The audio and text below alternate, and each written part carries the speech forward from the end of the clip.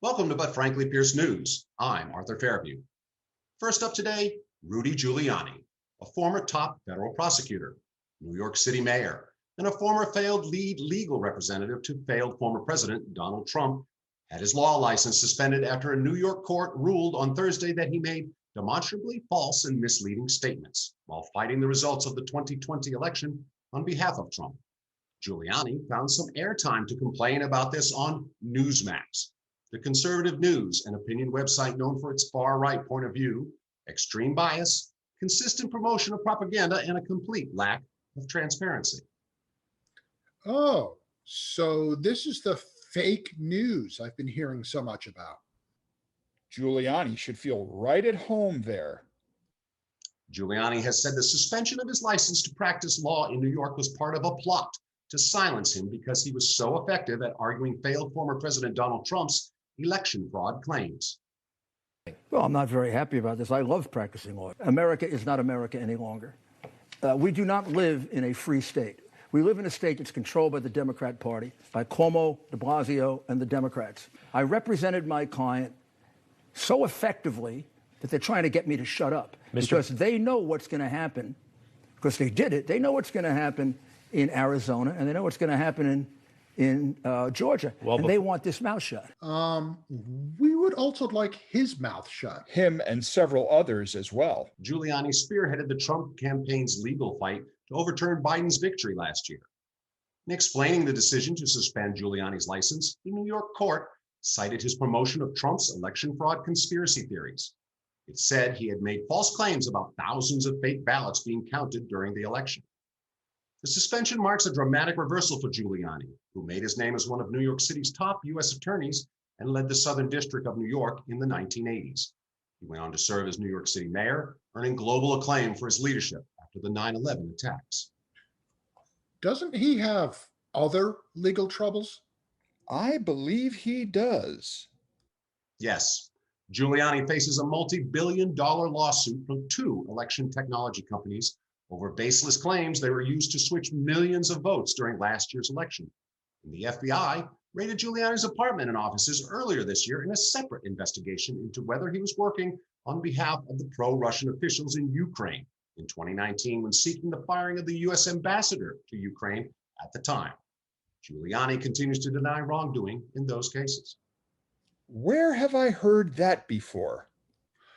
You know, doing the same thing over and over again, but expecting a different result. Ah, that old chestnut. Next, Stephen Koch, a former Chicago bank executive, is on trial for charges of financial institution bribery and conspiracy, allegedly taking a bribe from one-time Donald Trump campaign chairman Paul Manafort, hoping to trade loans for a high-ranking position in the presidential administration. Koch allegedly awarded Manafort $16 million in corrupt loans using the Federal Savings Bank as his personal piggy bank, according to federal prosecutor Alexandra Rothman in her opening statement. Days after Koch's bank approved the first loan, Manafort appointed Koch to the Economic Advisory Council for Trump's campaign. Former Trump staffer Anthony Scaramucci is anticipated to testify that Manafort asked him to get Koch an interview for the position and that he complied with the request despite believing that Koch was not qualified, prosecutors say. The only role Koch ultimately got was an unpaid position with the Trump campaign. Manafort was found guilty on 8 counts of financial fraud and later pleaded guilty in a separate federal case in Washington, D.C., and admitted to conspiring with Koch to commit bank fraud. Failed former President Donald Trump would later pardon Manafort. Pardon me? That's what he said.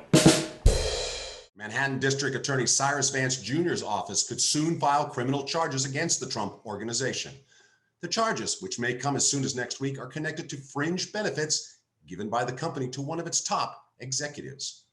According to the New York Times and NBC News, Vance's office is probing whether corporate perks and gifts awarded to Alan Weisselberg, the Trump Organization's chief financial officer, were recorded accurately in the company's ledgers and properly accounted for on tax returns. Vance has been investigating the Trump Organization for the past 3 years. In earlier court documents, Vance said he was probing possibly extensive and protracted criminal conduct at the former president's business, but has yet to file any criminal charges against the company. Trump's legal team reportedly met with the prosecutor's office and attempted to convince them to drop the charges. It appears though those charges may now be imminent, however. A lawyer for the Trump Organization, Ron Fischetti, said Friday that Trump is angry. Fischetti is quoted as stating, "Mr. Trump is outraged that they are still going after him by going after his company where he has loyal employees for decades." Loyal, huh? Well, I guess that depends on whether they're being paid.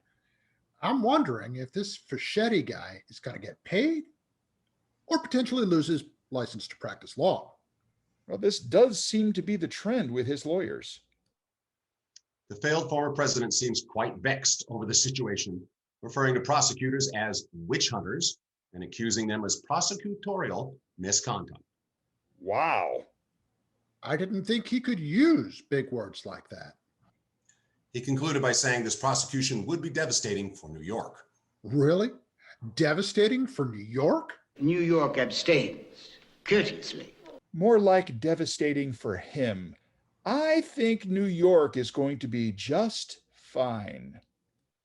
Finally, in the ongoing battle over this country's voter rights, the Justice Department is suing the state of Georgia in an effort to overturn the Jim Crow 2.0 laws that federal officials claim restrict Black voters' access to the polls in the first of several legal challenges to the state's newly imposed election laws.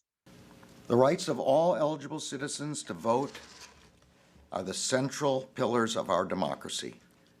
They are the rights from which all other rights ultimately flow. I explained that the Justice Department is rededicating its resources to enforcing federal law and to protecting the franchise for all eligible voters. And I promised that we are scrutinizing new laws that seek to curb voter access, and that where we see violations of federal law, we will act. In keeping that promise, today the Department of Justice is suing the state of Georgia. Our complaint alleges that recent changes to Georgia's election laws were enacted with the purpose of denying or abridging the right of Black Georgians to vote on account of their race or color in violation of Section 2 of the Voting Rights Act. This lawsuit is the first of many steps we are taking to ensure that all eligible voters can cast a vote, that all lawful votes are counted, and that every voter has access to accurate information. Assistant Attorney General Kristen Clarke, chief of DOJ's Civil Rights Division, said the state acted with the intent to deny Black voters access. Our complaint challenges several provisions of SB 202 on the grounds that they were adopted with the intent to deny or abridge Black citizens equal access to the political process. The DOJ's lawsuit also took aim at the provision in the state law, which, but frankly, Pierce News reported on earlier, that banned the distribution of food and water to voters who often are forced to wait in long lines to cast their ballots. The Georgia law, signed behind closed doors earlier this year by Governor Brian Kemp, has been roundly lambasted as blatant voter suppression by Democrats, while Republicans have characterized it as election reform. As if they would know the difference. The controversial provisions of the law prompted rebukes from corporate giants, including Coca-Cola, headquartered in Atlanta.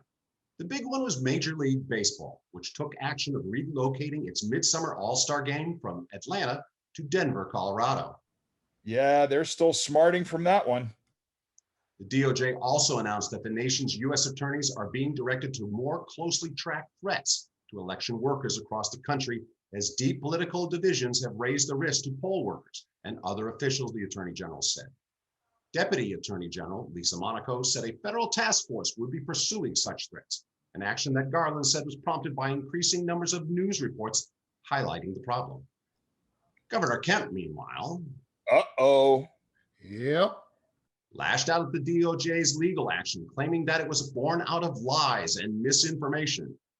Today, the Biden Justice Department launched a politically motivated assault on the rule of law and our democracy.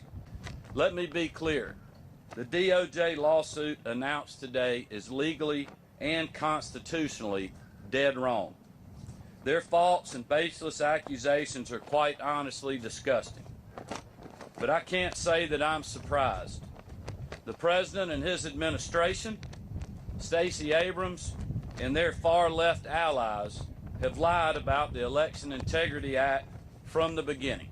The announcement comes in the middle of a national tug of war over voting rights, which is expected to be a key issue in the 2022 midterm elections. Republican state lawmakers across the country have proposed measures that would limit access to voting, while Democrats are pushing for sweeping legislation to expand voter access. As we reported last week, the Senate failed to advance a sweeping voter rights bill, stalling the Democratic legislation aimed at countering recent restrictive state measures pursued in Republican-led states.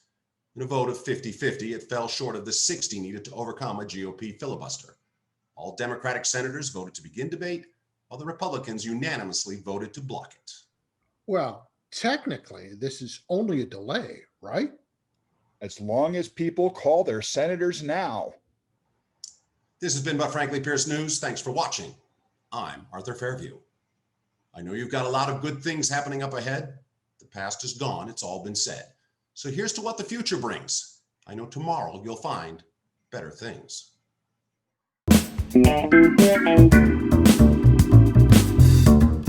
Yeah.